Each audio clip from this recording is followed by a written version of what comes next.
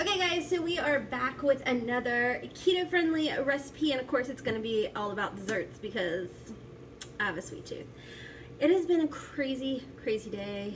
Let me give you guys a little rundown. My son woke up throwing up at about 2:30 in the morning. Everywhere. Yeah.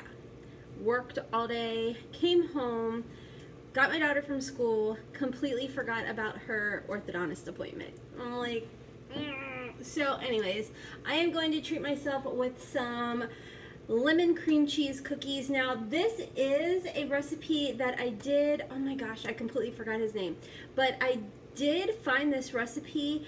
I will link his channel below. I am using a lot of the same ingredients, however I am tweaking it to the way that I like it because I don't like that real dense type of cookie. I like more of like a real cookie, so I don't feel like I'm eating a healthy cookie, if that makes sense. So I have tweaked some of the ingredients. I don't use as much as some of the ingredients as he does, and like I said, I will link his channel below for you guys. I've only watched him like this 1 or 2 times and I can't remember his name. So anyways, like I said, these are called, well, I'm calling them lemon cream cheese cookies. They do have like this lemon taste to them. They are absolutely delicious. So I'm going to go ahead and show you guys the ingredients and then we'll go ahead and get started. Okay, so we are going to need 1 egg. We'll use some organic coconut oil. If you want to use non-organic, I guess you could.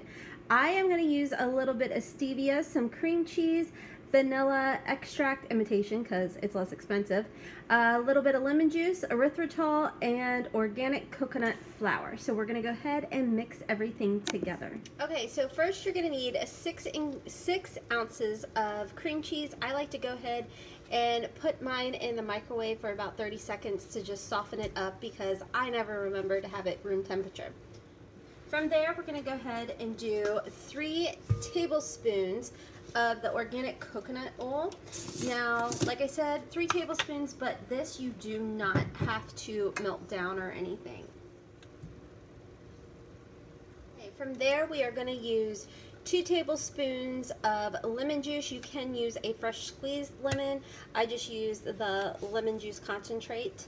And like I said, 2 tablespoons of this. Then we're going in with 1 teaspoon of vanilla extract. I just use imitation vanilla. You just need 1 egg. Sorry guys if this is weird. I am filming on my iPad. Normally I use my phone, but I'm changing it up. Okay, so now we're going to go ahead and mix everything together. Okay, so once you have all the wet ingredients mixed together, it's going to be like this nice fluffy, almost like a buttercream or cake batter type of mixture. Next, we're going to go ahead and add our coconut flour and our erythritol, and I like to actually add some stevia in as well. Okay guys, so the whole filming setup is really goofy and I totally get it, so I apologize right now. The next item that we are going to add is our coconut flour. Now, this is where his recipe is different from mine because instead of using what he calls for, which is a ½ cup of the coconut flour, I only like to go in with 1/3 cup.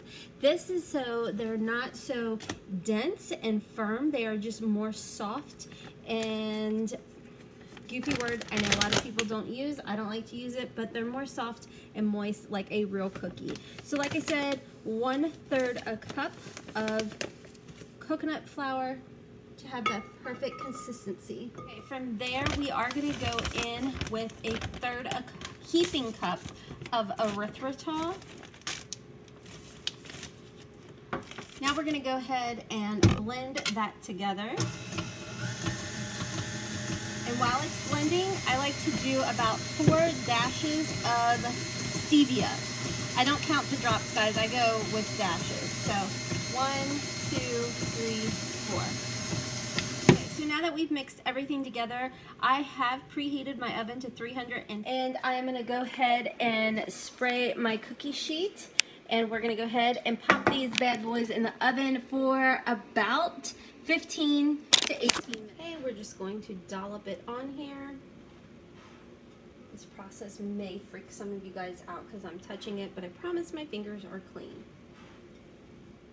Okay guys, so it's been a little bit. So this is the second batch. It did make a total of 19. Like I said, 350 degrees for 18 minutes. I went ahead, we had dinner, guys. So I accidentally left them in a little bit longer, but they still taste good. They're teenager approved. Haley's boyfriend's over there and he tried one. That's Haley. I don't know where Bo is. There he is. Okay.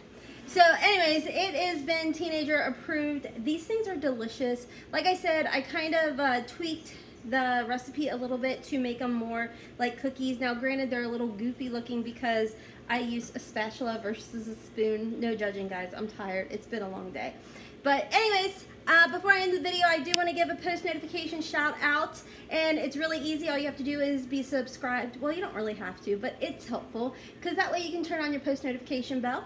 And today's notification shout out goes to Shannon Graves. Thank you so much, Shannon, for being part of the notification squad.